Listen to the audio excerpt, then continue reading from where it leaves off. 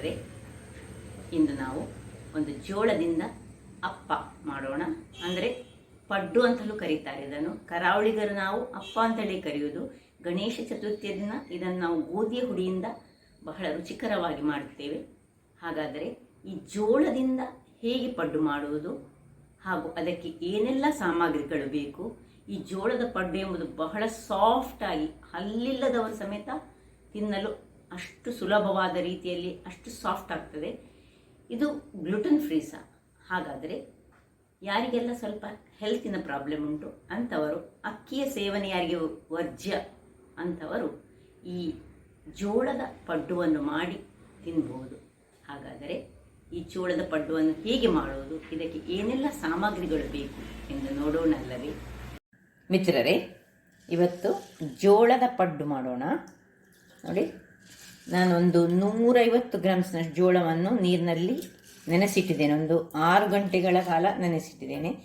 ಇಲ್ಲಿ ನೋಡಿ, ಇದು ಸಾಬುದಾನ, ಇದೊಂದು 2 ಚಮಚದಷ್ಟು, ಒಂದು 3 ಚಮಚದಷ್ಟು ದಪ್ಪ ಅವಲಕ್ಕಿಯನ್ನು ನೆನೆಸಿಟ್ಟುಕೊಂಡಿದ್ದೇನೆ. ಮತ್ತು ಒಂದು 3 ಚಮಚದಷ್ಟು ಉದ್ದು ಮತ್ತು ಅರ್ಧ ಚಮಚದಷ್ಟು ಮೆಂತೆಕಾಳು. ಇದೆಲ್ಲವನ್ನು ನಾನು 5-6 ಗಂಟೆಗಳ ಕಾಲ ನೆನೆಸಿಟ್ಟುಕೊಂಡಿದ್ದೇನೆ. ಇಲ್ಲಿ ನೋಡಿ, ಸ್ವಲ್ಪ ಬೆಲ್ಲ ಉಂಟು ಮತ್ತು ತೆಂಗಿನ ತುರಿ. ಈಗ ಇವುಗಳನ್ನೆಲ್ಲ ಒಟ್ಟಿಗೆ ಹಾಕಿ ನಾವೊಂದು ಮಿಕ್ಸಿಯಲ್ಲಿ ಇದನ್ನು ಗ್ರೈಂಡ್ ಮಾಡೋಣ. ಮೊದಲಿಗೆ ನೋಡಿ, ಉದ್ದು,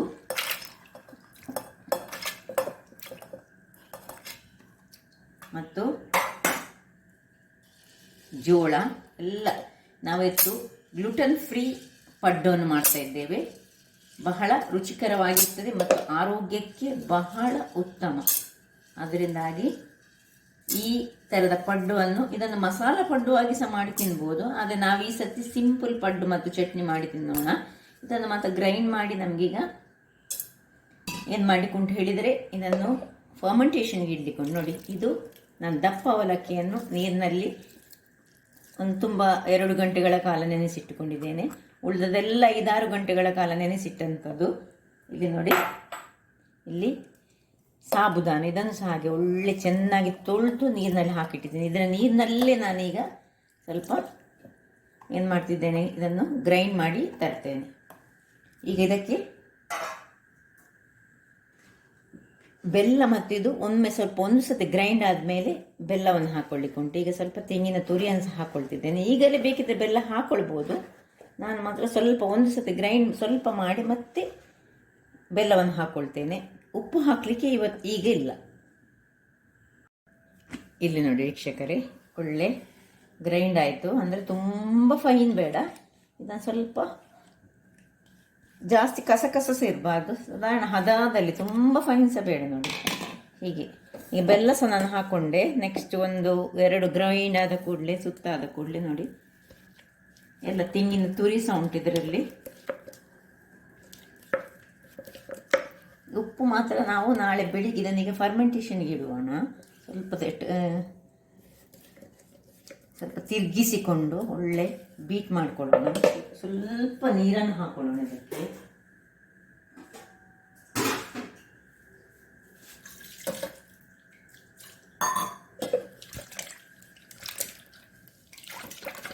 ತುಂಬ ನೀರು ಸಹ ಮಾಡಿಕೊಡ್ಲಿಕ್ಕಿಲ್ಲ, ತುಂಬ ದಪ್ಪ ಸಹ ಆಗಬಾರ್ದು. ಅಪ್ಪ ಹೇಳ್ತೇವಲ್ಲ ನಾವು, ಈ ಗಣೇಶ ಚತುರ್ಥಿ ಟೈಮ್ನಲ್ಲಿ ಮಾಡ್ತೇವೆ. ಅದು ನಾವು ಹೆಚ್ಚಾಗಿ ಯಾವುದರಲ್ಲಿ ಮಾಡ್ತೇವೆ, ಈ ಗೋಧಿ ಹಿಟ್ಟಿನಿಂದ ಮಾಡ್ತೇವೆ ಅಥವಾ ಅಕ್ಕಿಯಿಂದ ಸಹ ಮಾಡ್ತೇವೆ. ಸೊ ಇದೀಗ ನಾನು ಜೋಳದಿಂದ ಮಾಡ್ತಿದ್ದೇನೆ. ನಾನು ಹೇಳಿದ ಹಾಗೆ ಎಲ್ಲ ವಸ್ತುಗಳು ಗ್ಲುಟನ್ ಫ್ರೀ. ಅಂದರೆ ಯಾರಿಗೆ ಸ್ವಲ್ಪ ಆರೋಗ್ಯಕ್ಕೆ ಕೆಲವು ವಸ್ತುಗಳನ್ನು ತಿನ್ನಬಾರ್ದಂತ ಇರ್ತದೆ ನೋಡಿ, ಅಂಥವರು ಇಂತಹ ಒಂದು ಪಡ್ಡುಗಳನ್ನು ಮಾಡಿಕೊಂಡು ತಿನ್ಬೋದು. ಬಹಳ ರುಚಿಕರವಾಗಿರ್ತದೆ.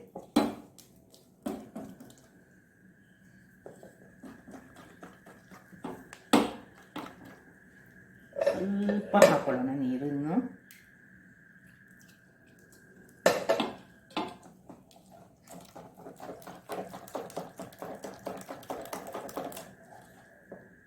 ನೋಡಿ, ಈ ಹದದಲ್ಲಿ ಈ ಕನ್ಸಿಸ್ಟೆನ್ಸಿಯಲ್ಲಿ ಪೂರಿಂಗ್ ಕನ್ಸಿಸ್ಟೆನ್ಸಿಯಲ್ಲಿ ಬರಬೇಕು, ಸಾಕು.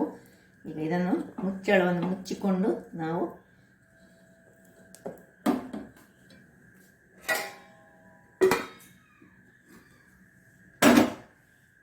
ಒಂದು ಬಟ್ಟೆಯನ್ನು ಸುತ್ತಿ ಇದರ ಮೇಲೊಂದು ವೆಯ್ಟನ್ನು ಇಟ್ಟುಕೊಂಡು ನಾವು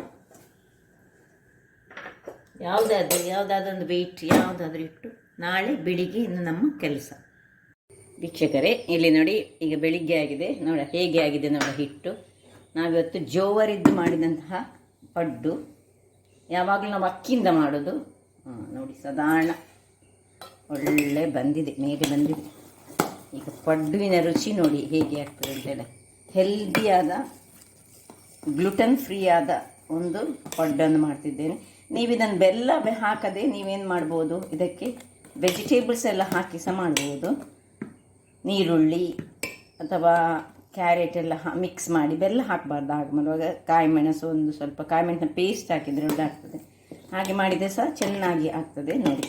ಈಗ ಇಲ್ಲಿ ನಾವು ಒಂದು ಗ್ಯಾಸ್ನಲ್ಲಿ ಪಡ್ಡುವಿನ ಇದನ್ನು ಇಟ್ಟುಕೊಳ್ಳೋಣ. ಇದು ಬಿಸಿಯಾಗಲಿ. ಬಿಸಿ ಆಗುವಾಗ ಅದಕ್ಕೆ ಸ್ವಲ್ಪ ತುಪ್ಪವನ್ನು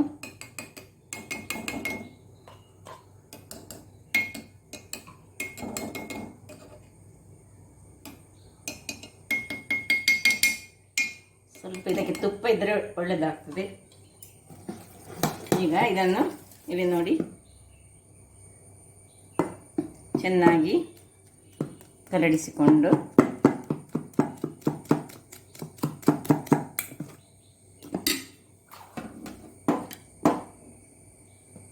ಸುರಿಗೆ ನಡುವು ಇದಕ್ಕೆ ಹಾಕಿಕೊಳ್ಬೇಕು. ಬಿಸಿಯಾಗಬೇಕು ವೀಕ್ಷಕರೇ, ಬಿಸಿಯಾದಾಗ ಹಾಕ್ಕೊಳ್ಬೇಕು.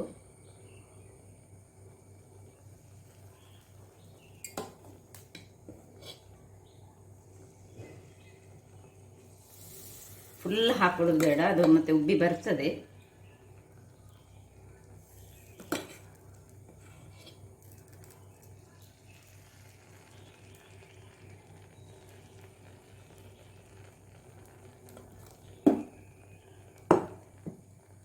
ಇನ್ನು ಒಂದು ಪ್ಲೇಟನ್ನು ಇದಕ್ಕೆ ಮುಚ್ಚಿಕೊಳ್ಳೋಣ. ಬಾಯಿ ಮುಚ್ಚಿಕೊಂಡು 5 ನಿಮಿಷಗಳ ಕಾಲ ಹಾಗೆ ಬಿಡೋಣ. ವೀಕ್ಷಕರೇ, ಈಗ ನೋಡುವ, ಚೆಕ್ ಮಾಡುವ ಇದು ಆಗಿದೆ ಇಲ್ವಂತ. ಸ್ವಲ್ಪ ಎಲ್ಲ ಉಬ್ಬಿ ಬಂದಿದೆ. ನಡುವನ್ನು ಸ್ವಲ್ಪ ಇದು ಮಾಡಿ, ತುಂಬ ಸ್ಮೂತಾಗಿ ಬರುವಂಥದ್ದು ಇದು. ಅದರಿಂದಾಗಿ ನಿಧಾನಕ್ಕೆ ಈಗ ಉರಿ ತುಂಬ ಸಣ್ಣದಾಗಿರಬೇಕು ನೋಡಿ. ನಾವು ಈ ಕಲರ್ ಬರಬೇಕು ನೋಡಿ. ಎಲ್ಲವನ್ನು ಹೀಗೆ ಅಡಿಮೇಲೆ ಮಾಡಿಕೊಳ್ಳೋಣ. ತುಂಬ ಸ್ಮೂತಾಗಿ ಬರ್ತದೆ, ಭಾರಿ ಚೆನ್ನಾಗಿ ಬರ್ತದೆ.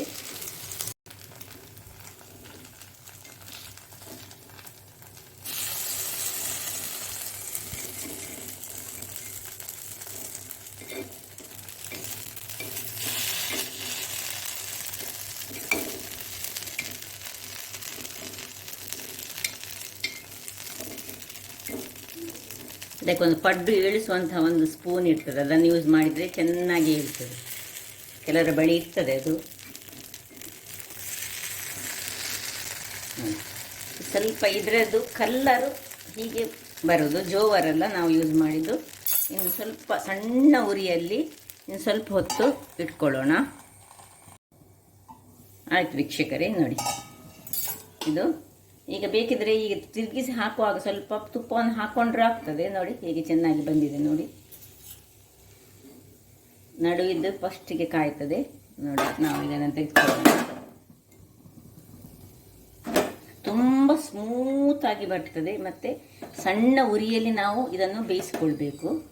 ಸಣ್ಣ ಉರಿಯಲ್ಲಿ ಬೇಯಿಸಿದರೆ ಬಹಳ ಚೆನ್ನಾಗಿ ಬರ್ತದೆ ನೋಡಿ. ಎಷ್ಟು ಸ್ಮೂತ್ ಉಂಟು ನೋಡಿ. ಯಾಕಂದರೆ ಇದಕ್ಕಿಂತ ನಾನು ಸಾಬುದಾನ ಸಹ ಹಾಕ್ಕೊಂಡಿದ್ದೇನೆ, ಪುನಃ ಅವಲಕ್ಕಿ ಹಾಕ್ಕೊಂಡಿದ್ದೇನೆ, ತೆಂಗಿನ ತುರಿ ಉಂಟು. ಎಲ್ಲ ನಮಗೆ ಒಳ್ಳೆ ಆರೋಗ್ಯಭರಿತವಾದ ಅಂಶಗಳನ್ನು ಹಾಕ್ಕೊಂಡಿದ್ದೇವೆ ಇದಕ್ಕೆ ನೋಡಿ. ಹೀಗೆ ಚೆನ್ನಾಗಿ ಬಂದಿದೆ. ಈಗ ಇನ್ನೊಂದು ನೋಡಿ, ಇದನ್ನು ದೊಡ್ಡ ಉರಿ ಮಾಡಿಯೇ ಸ್ವಲ್ಪ ಸ್ವಲ್ಪ, ಯಾವಾಗಲೂ ಎರಡನೇ ಬಾರಿ ಮಾಡುವಾಗ ಅದು ಚೆನ್ನಾಗಿ ಬರುವುದು.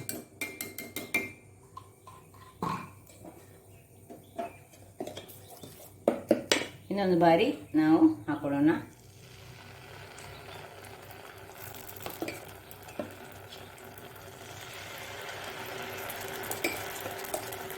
ತುಂಬ ಏನು ಉಬ್ಬಿ ಬರುವುದಿಲ್ಲ.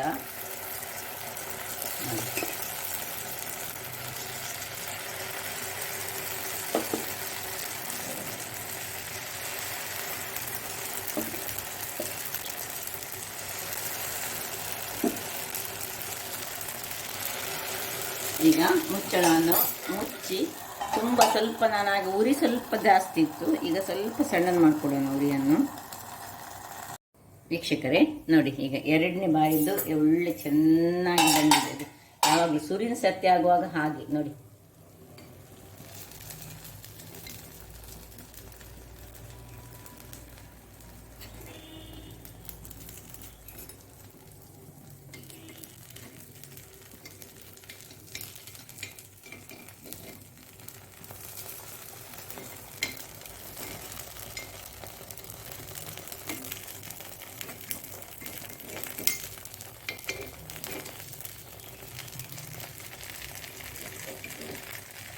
ಏನು ಚೆನ್ನಾಗಿ ಬಂದಿದೆ. ಈಗ ಇದರ ಮೇಲೆ ಸ್ವಲ್ಪ, ಇನ್ನು ಸ್ವಲ್ಪ ತುಪ್ಪವನ್ನು ಇನ್ನೊಂದು ಸ್ವಲ್ಪ ಹಾಕ್ಕೊಂಡ್ರೆ ಬಹಳ ಚೆನ್ನಾಗಿರ್ತದೆ ನೋಡಿ. ಸ್ವಲ್ಪ ಇನ್ನು ತುಪ್ಪ ಹಾಕಿ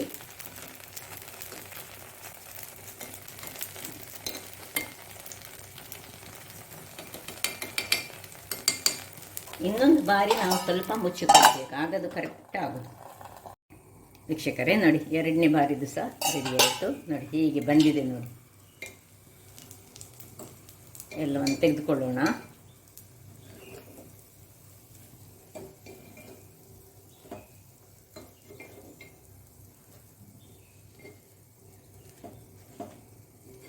ಇದು ಬಹಳ ರುಚಿಕರವಾಗಿರ್ತದೆ ಮತ್ತು ಹೆಲ್ದಿ ಸಹ.